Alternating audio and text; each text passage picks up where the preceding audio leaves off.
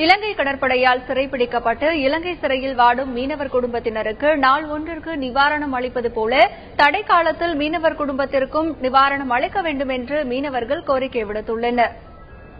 தமிழக கிழக்கு கடற்பகுதியில் மீன் இனப்பெருக்க காலம் என்பதன் காரணமாக தமிழகத்தில் உள்ள விசைப்படகுகள் கிழக்கு கடல் பகுதியில் தொழில் செய்யக்கூடிய விசைப்படகுகள் கடலுக்கு செல்ல வேண்டாம் என அரசு தடை விதித்துள்ளது. இந்த தடையின் காரணமாக தடை தற்பொழுது 11வது நாளாக தொடர்ந்து நடைபெற்றுக் கொண்டிருக்கின்றது. இந்த தடையின் காரணமாக மீனவர்கள் எந்த விதமான பாதிப்புகளை சந்தித்து வருகிறார்கள் என்பதை கேட்பதற்காக தமிழ்நாடு பாண்டிச்சேரியினுடைய மீனவ கூட்டமைப்பினுடைய பொதுச் செயலாளர் போஸ் இருக்கார். நம்ம அவர்கிட்ட நம்ம கேட்டு தெரிஞ்சுக்கிறோம். தற்பொழுது இந்த தடை காலத்தில் மீனவர்கள் எந்த விதமான பாதிப்புகளை சந்திச்சிருக்காங்க, அரசு அவங்களுக்கு என்ன செய்து வருகிறது?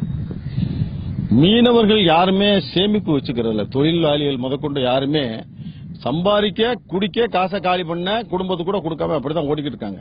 அதுல பாதி காசாச்சும் குடும்பத்துக்கு போயிட்டு இருக்கும். இன்னைக்கு உள்ள சூழல்ல இந்த 11 நாள்லயே பசி பட்டியமாகி அவன் வீடு வாசல்ல கிடக்கிற பழைய பாத்திரங்களை விற்கக்கூடிய நிலைமைக்கு ஆயிட்டான். அரசாங்கம் இந்த 44 தடைக்காலங்கள்ல கொடுக்கக்கூடிய 2000 ரூபாயை நீட்டிச்சு அதிகமாக்கி அதை கூடுதலா கொடுக்கணும். அது மட்டும் இல்லாம அந்த தொகை கொடுக்கக்கூடிய தொகையை இந்த தடைக்காலம் முடிஞ்சு பின்னாடி கொடுக்கறதுனால எந்த விதமான பிரயோஜனமும் கிடையாது. அன்னைக்கு கடலுக்கு உழைக்க போறவன் அந்த தடைக்கால காசை வாங்குறதுக்காண்டி போய் பேங்குல வரிசையா நின்றுக்கூடிய சூழ்நிலை இருக்கும். இந்த 2000ங்கிறது ஒரு வாரம் கூட அந்த குடும்பத்துக்கு பத்தாது.